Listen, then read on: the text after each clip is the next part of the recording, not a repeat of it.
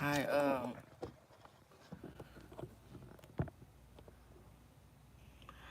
actually want to read a little bit from Neville Goddard's collection. And the first chapter of, what is it called? Something about the imagination. The first chapter is, the first chapter of the book is, so the book is called Awakened Imagination in the Search. Awakened Imagination in the Search. I don't know why that took a little minute to come out. She but just ate that race up. Oh, I was watching a video, and it was a 4x100 meter race, between the 3 fastest women alive, and USA won. Carrie Richardson forever. Hell yeah.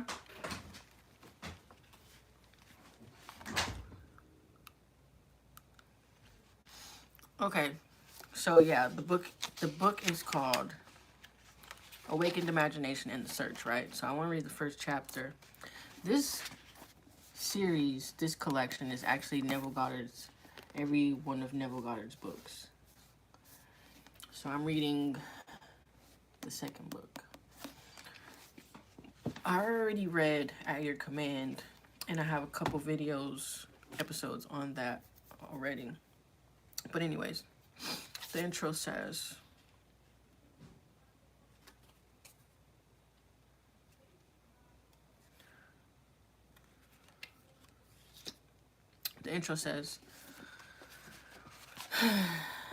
the power which makes the achievement of aims, the attainment of desires, inevitable to build. These are quotes, right?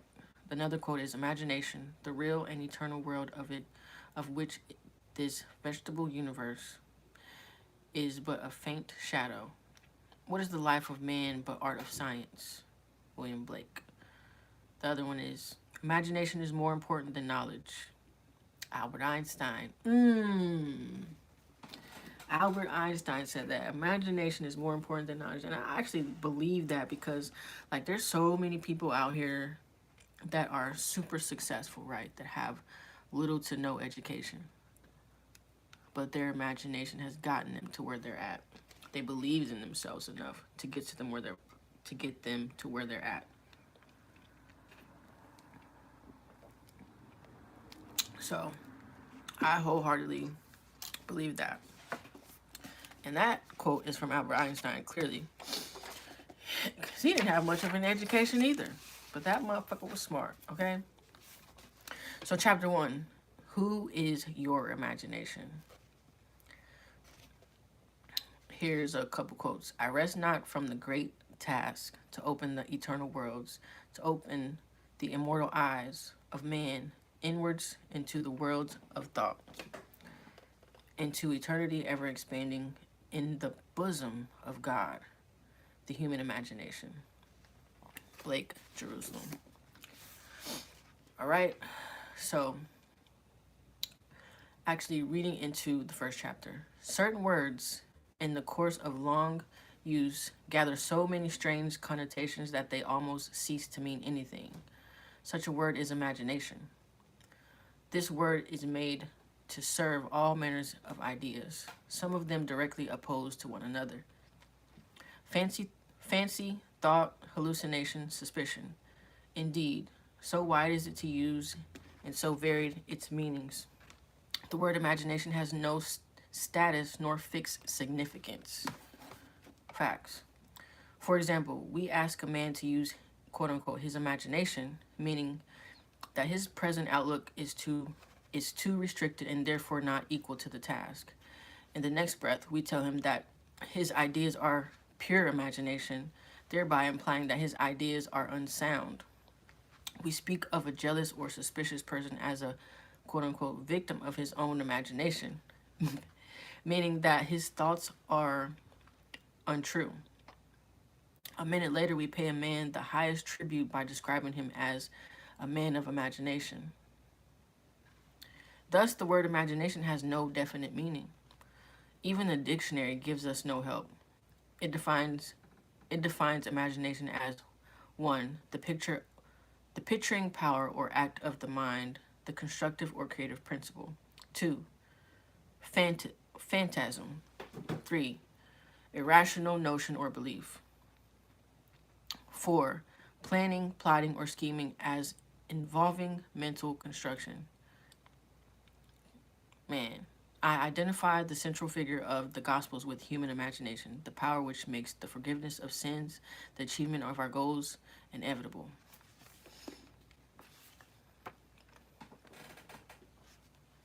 What's going on? Thank you for joining. I'm good, man. How are you doing? Hit that like button for me as you come in. I'm actually reading from this book, one of the chapters. The book is called Awakened Imagination and the Search. I'm reading one of the chapters, which is only a few pages. So continuing on, that's good. That's good. Good to hear. Hope you had a good day wherever you at in the world. So it says, all things were made by him, and without him was not anything made that was made. John 1:3. There is only one thing in the world, imagination, and all are deformations of it. He is despised and rejected of men, a man of sorrows and acquainted with grief. Isaiah 53:3. Imagination is the very gateway of reality. Facts. Quote unquote, man, said Blake, quote unquote, is either the ark of God or a phantom of the earth and of the water. End quote. Quote, naturally, he is only a natural organ subject to sense. The eternal body of man is the imagination that is God himself, the divine body. How y'all feel about that? Yad Shin Ayin, from right to left. Jesus, we are his members. I know of no greater and truer definition of imagination than that of Blake. By imagination, we have the power to be anything we desire to be. Through imagination, we disarm and transform the violence of the world. Facts. Through imagination, we disarm and transform the violence of the world. Our most intimate, as well as our most casual relationships, become imaginative. As we awaken to the mystery hid from the ages, Colossians 1:26, that Christ in us is our imagination. Christ in us is our imagination. Do y'all believe that? Do y'all believe Christ is in you, or do you believe Christ is something outside of us?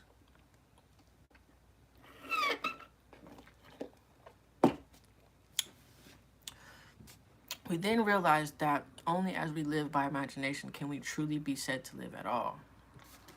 Isn't it crazy how, like, when we're kids, we have this great imagination? Like, we think we can fly. Like, we think we can do anything. We have little tea parties.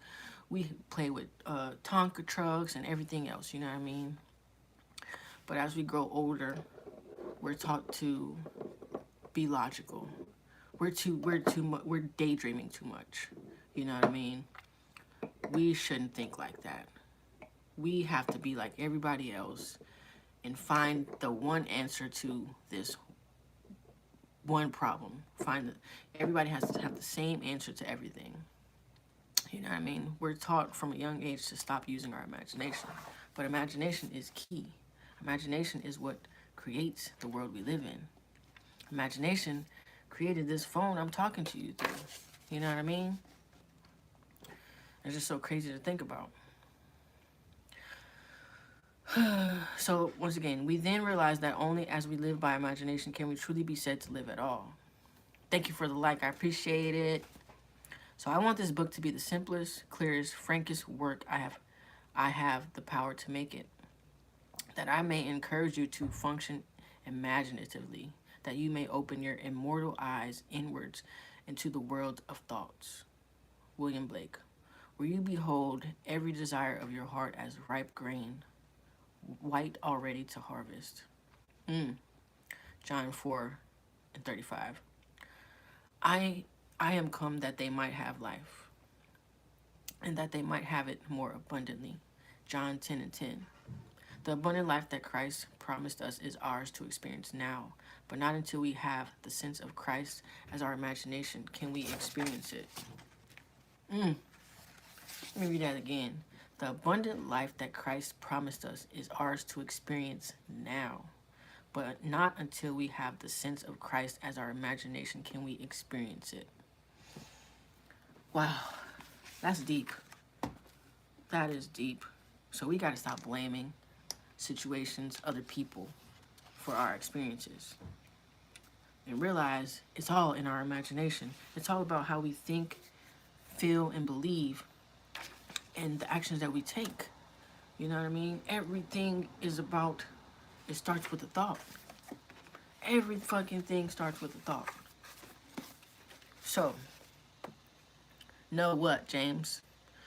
Let me hear it. So, continuing on, I'm reading from Neville Goddard, all right?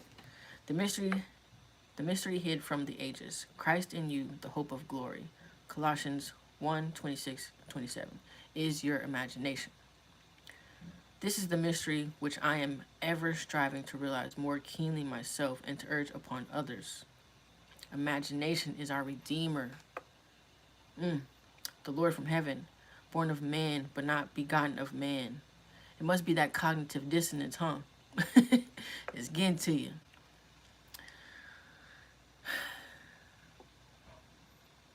Every man is merry, and birth to Christ must give. If the story of the Immaculate Conception and birth of Christ appears irrational to man, it is only because it is misread as biography, history, and cosmology, and the modern explorers of the imagination do not help by calling it the unconscious or subconscious mind. Education, reading, even reading things you don't like, that's education not being indoctrinated by woke ideology. What the fuck are you talking about? Imagination's birth and growth is the gradual transition from a God of tradition to a God of experience. If the birth of Christ in man seems slow, it is only because man is unwilling to let go the comfortable but false anchorage of tradition. I'm gonna read that again for you, James. If the birth of Christ in man seems slow, it is only because man is unwilling to let go of the comfortable but false anchorage of tradition. When imagination is discovered as the first principle of religion, the stone of literal understanding will have felt the rod of Moses and like the rock of Zion. Issue forth the water of psychological meaning to quench the thirst of humanity, and all who take the preferred cup and live a life according to this truth will transform the water of psychological meaning into the wine of forgiveness. Then, like the Good Samaritan, Luke 10:33-35, they will pour it on the wounds of all. I'm glad you loved it, animal. I'm telling you, Neville Goddard, Bob Proctor has been two of the people who have tremendously helped me on my spiritual journey. So if you haven't already, check out this deluxe collection from Neville Goddard. It has every book of his, okay? And I have a link in my description for the Amazon link. Okay? So, the Son of God is not to be found in history, nor in any external form. He can only be found as the imagination of him in whom his presence become manifest. Within you. Alright? God, source, ultimate creation, the answer. Everything you need is within you. You will find it once you look within and stop looking for answers outside of you. I'm telling you. Speaking from experience, my friends. Oh, would thy heart be a manager for his birth. God would once more become a child on earth. Man is the garden in which this only begotten Son of God sleeps. He awakens this son by lifting his imagination up to heaven and clothing man in godlike stature. We must go on imagining better than the best we know. Let me read that again. We must go on imagining better than the best we know. Man, in the moment of his awakening to the imaginative life, must meet the test of sonship. Father, reveal thy son in me. And that's a quote from James Montgomery. And it pleased God to reveal his son in me. Galatians 1:15 and 16. The supreme test of sonship is the forgiveness of sin. The test that your imagination is Christ Jesus, the Son of God, is your ability to forgive sin. Sin means missing one's mark in life, falling short of one's ideal, your aim, your goals, whatever you want to call it, falling to achieve one's aim. Forgiveness means identification of man with his ideal or aim in life. This is the work of awakening imagination, the supreme work, for it tests man's ability to enter into and partake of the nature of his opposite. Let the weak man say, I am strong. Joel 3:10. You don't hear successful people saying, I'm rich, but I want to be poor. Like they tell themselves that they are successful and then they become successful. The weak man doesn't say, I'm weak, but I want to be strong. But he says, I am strong. Your own I amness is your creation.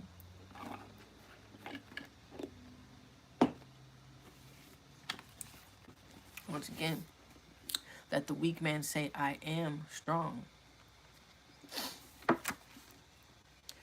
Reasonably, this is impossible. Only awakened imagination can enter into and partake of the nature of its opposite. This conception of Christ Jesus as human imagination raises these fundamental questions. Is imagination a power sufficient not merely to enable me to assume that I am strong, but is it also itself capable of executing the idea? Suppose that I desire to be in some other place or situation. Could I, by imagining myself into such a state and place, bring about their physical realization?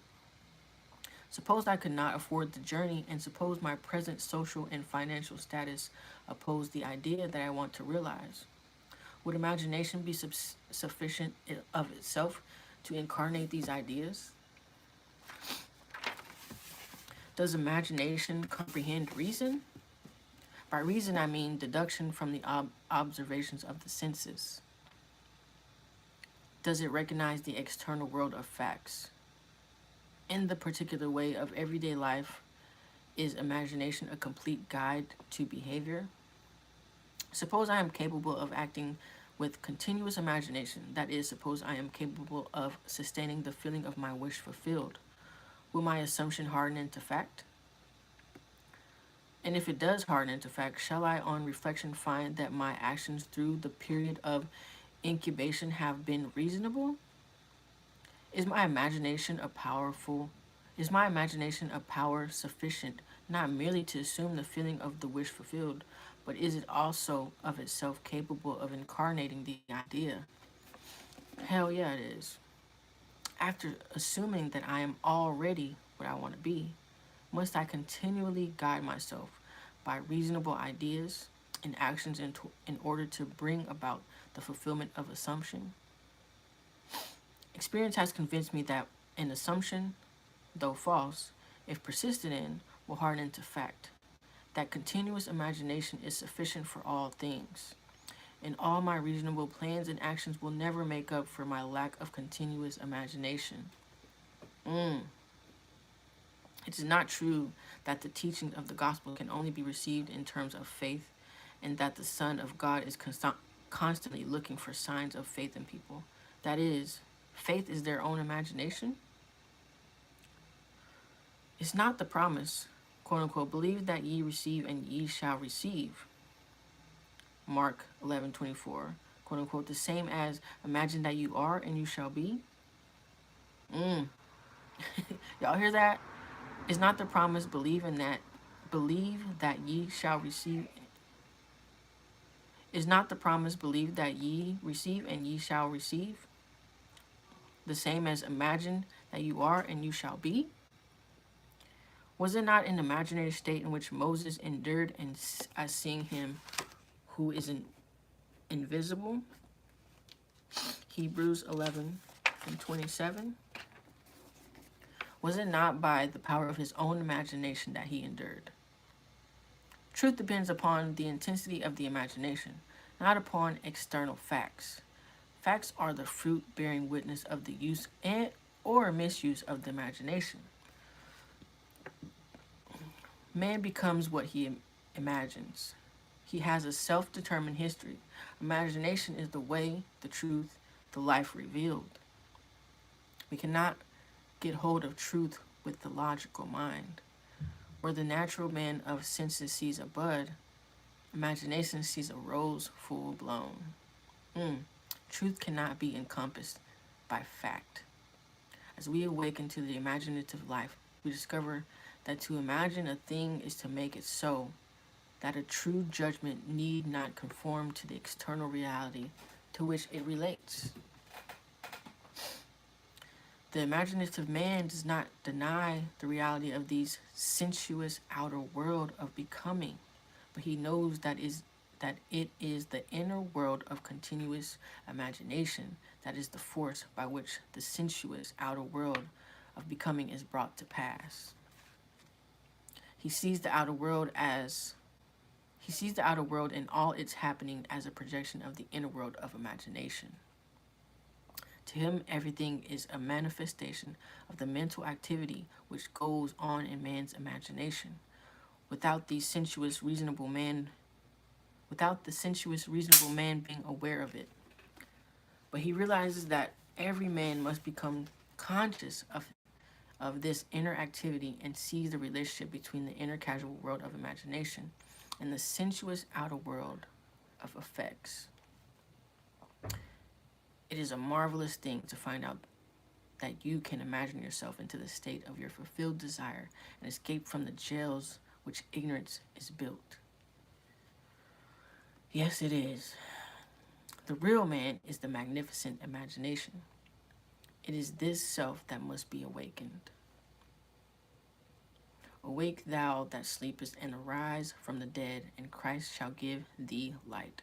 Ephesians 5:14. The moment man discovers that his imagination is Christ and accomplishes acts which on this level can only be called miraculous. But until man has the sense of Christ as his imagination, you did not choose me, I have chosen you. John 15:16. He will see everything in pure objectivity without any subjective relationship. Not realizing that all he encounters is part of himself. He rebels at the thought that he has chosen the conditions of his life, that they are related by affinity to his own mental activity. Oh, man. Man must firmly come to believe that reality lies within him and not without. Although others have bodies, a life of their own, their reality is rooted in you, ends in you, and yours ends in God. That is the first chapter of Awakened Imagination. Like I said, it has all of his books, and I'm reading from the second one. So, reading that, it also reminded me of how everybody is so afraid of AI taking over. Their thinking is right. It is so dominant in the world today that AI is going to take over. Everybody is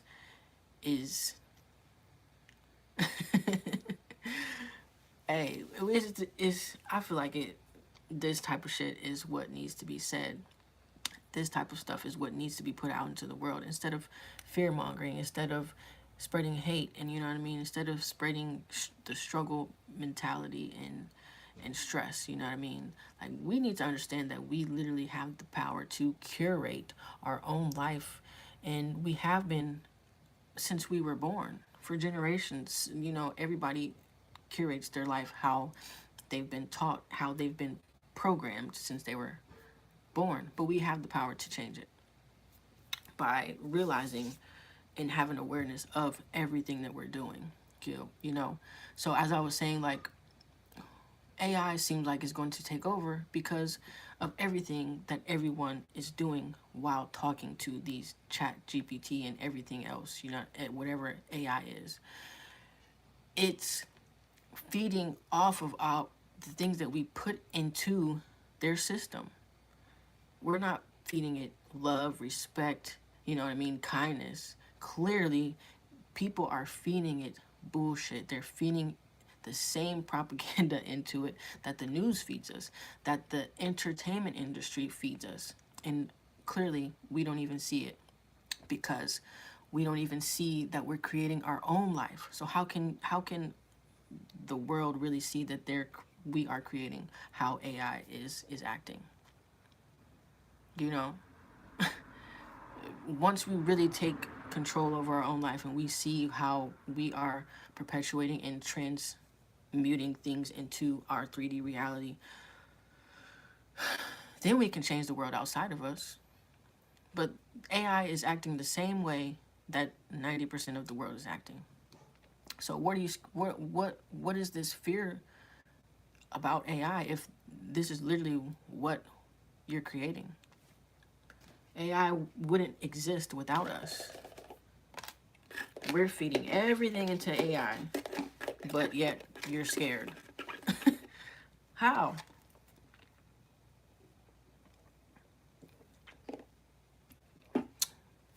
Thank you, Margaret. I appreciate you. It's just crazy. But we can change right now. Thank you. I appreciate that. I appreciate that. If you haven't already, make sure you support and subscribe. You know, we're growing over here, growing the channel, growing the community. Yes, sir. I'm not a he. I just have a more masculine appearance. I'm definitely not a he. But thank you, thank you, thank you.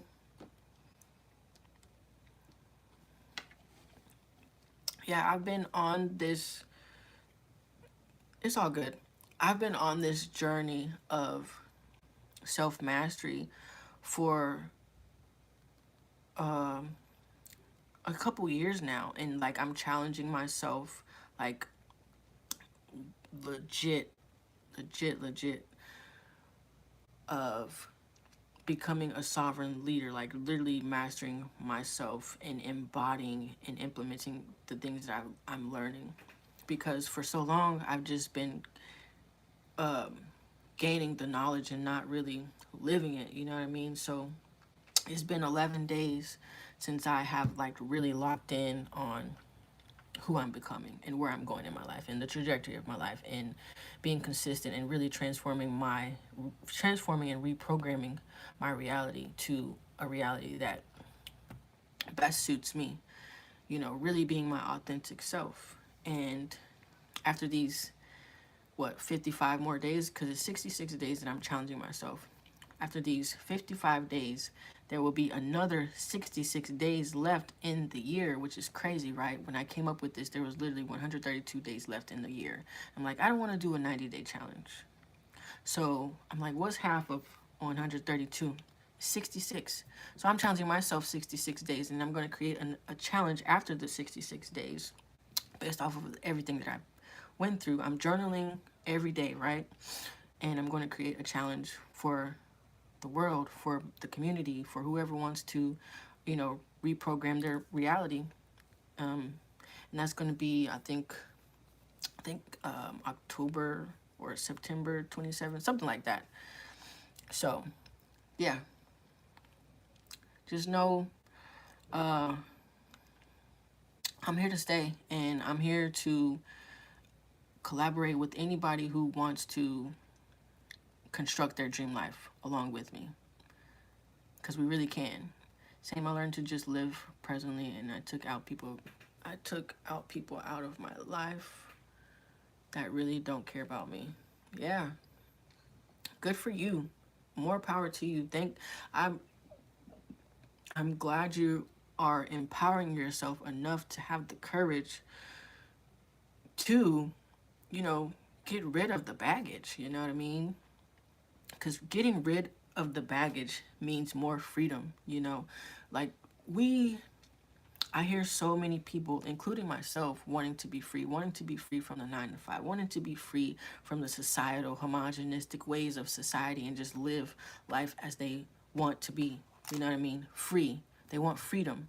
But we can't have freedom until we let down the burdens, until we release the chains and unlock the chains that are mentally on our mind, that are physically on our body, the traumas. Let go of the past, you know what I mean? Let go of the limiting beliefs. Let go of those identities that hold us back.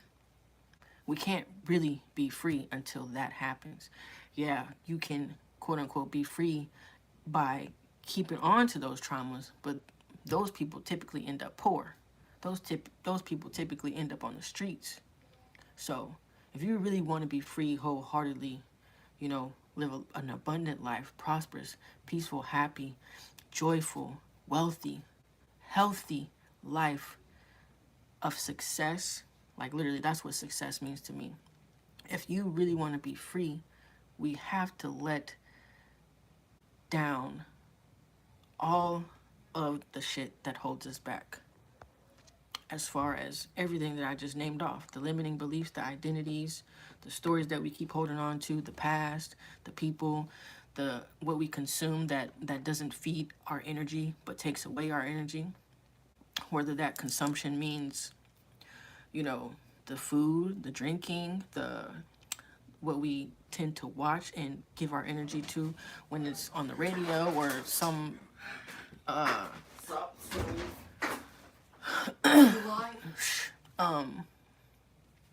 you're messing up my train of thought, man. Whether that be what we consume, like in the entertainment industry, like we're watching TV, like trashy ass TV, or what we're what's up? Nothing. I was just coming here to see what you're doing. I'm alive. Are you done? Huh? You done cleaning? Yeah, mommy's in there. You know I was recording with mommy telling me something. You know she like I'm young. No. Cause I was talking about my new clothes that I just got, and then we get to driving. And she was like, "You know she like I'm young." When I let go of the past, I learned to live. So crazy to think about. Just live in the present moment. What's up, boy? Yes, absolutely. We really have to. You know what I mean? Because you can't live in the past while trying to live in the present moment. You know what I mean? You can't create a better future while you're living in the past, because you're just going to keep perpetuating what was in the past. Whether that be in a different types of situation, you're still going to create that same energy because your energy is in the past. So the best way to create a better future is to be in the present. So good for you on learning to live in the present moment and let go of the past, and really, you know, take a look at the things that were holding you back. Like, that really takes courage. That really takes the time to sit out and figure out how to really love yourself better, to create boundaries. You know what I mean? Like you said, you let go of some of the people that were in your life that didn't, you know, feed your energy. So kudos to you. It is not easy. It is not easy. And you know, like, problems never go away. problems never go away. We just learn how to deal with them differently. We just learn how to approach them and understand more and more that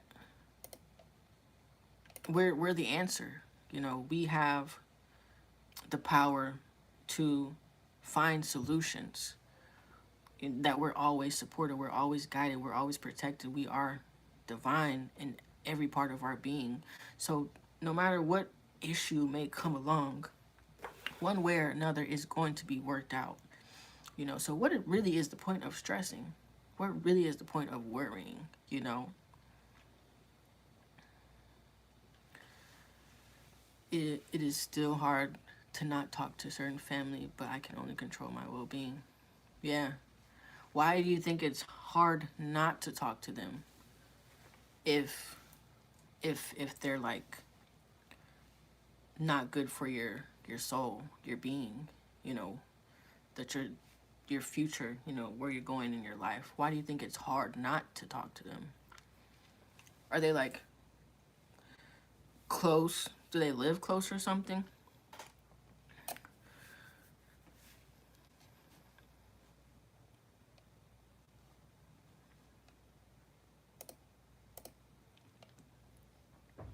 You feel like you have to.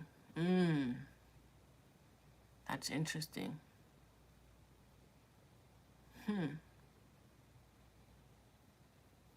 How old are you, if you don't mind me asking?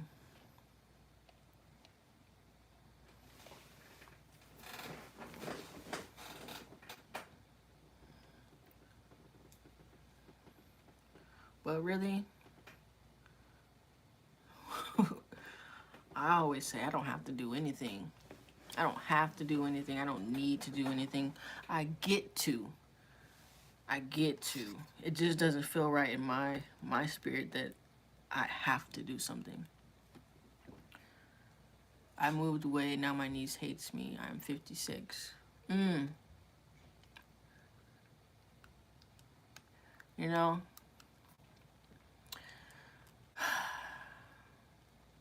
I really want to talk more about that. Like, why do you feel like you have to? I'm really curious. Why do you feel like you have to?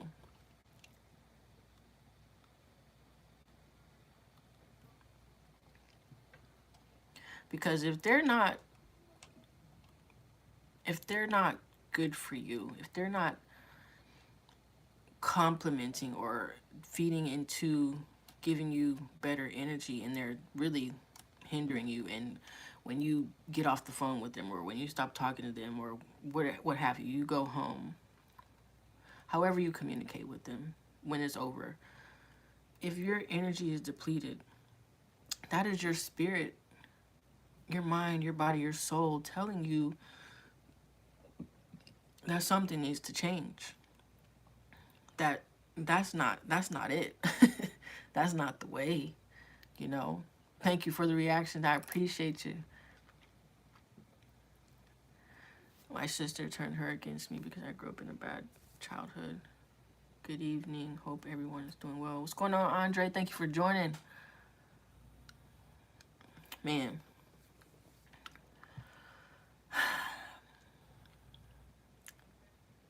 I think you should see your situation wholeheartedly in your life, how anything and everything. Imagine, you know, like I just read, imagine. That's why I moved away now. I actually am in a good place. I love that. I love that for you, because being in a good place is good for literally everything in your life. Your mind, your body, your soul. It's all good. So while you're in a good place, while you can mentally be, you know, emotionally and mentally stable, imagine, like I just read, imagine things going your way, and even going good for them, you know what I mean? Blessing them, seeing them happy as well as you happy, whatever that may be for you.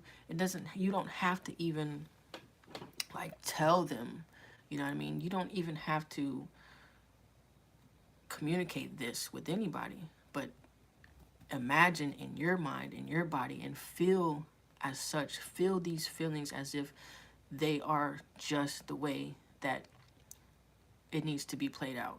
You know what I mean? What's going on, Stash? What's up? What's up? Thank you for joining, bro. Cameron, are you done cleaning? um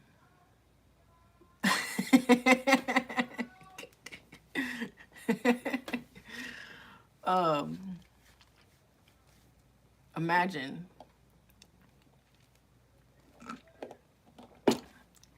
that everything is all right, that everything is great.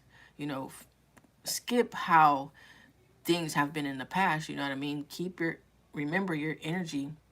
What you focus on is what is attracted back to you. What you frequently see is your frequency. Your frequency is what you frequently see. So get on the frequency and frequently see a better perspective, a better life that for you and your family that you cut off. You know what I mean? Thank you. Thank you. Thank you. I appreciate that. I really do. Of course, how you feeling this evening? I'm good, bro. I am great. Doing great. How have you been? Feel like I haven't seen you in a while. For real. I hope that helped. But if you haven't, check out my Freedom Codes series. It's a playlist on the mental change, not the physical, the mental, the psychological, the financial, the behavioral chains that keep us stuck. And I'm 100% sure that series will help you out. Oh, you did? Thank you. Yes. Thank you, thank you, thank you. Thank you for the reactions. I feel like that's Cameron.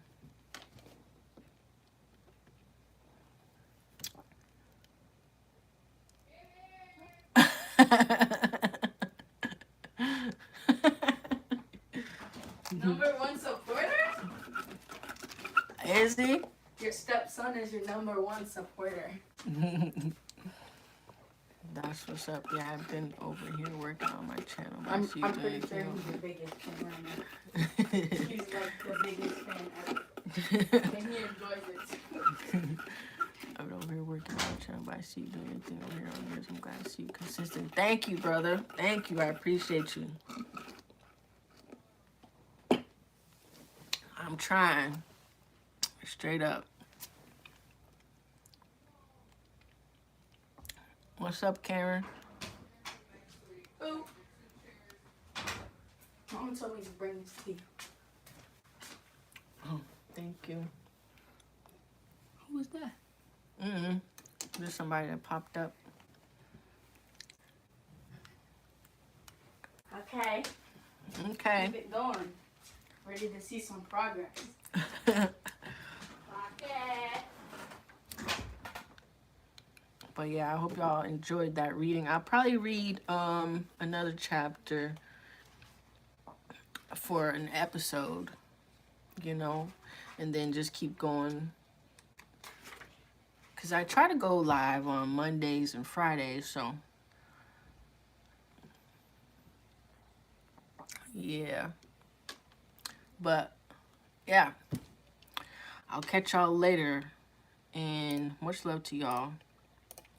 Happiness, peace, and love. Wherever you are in the world, be great.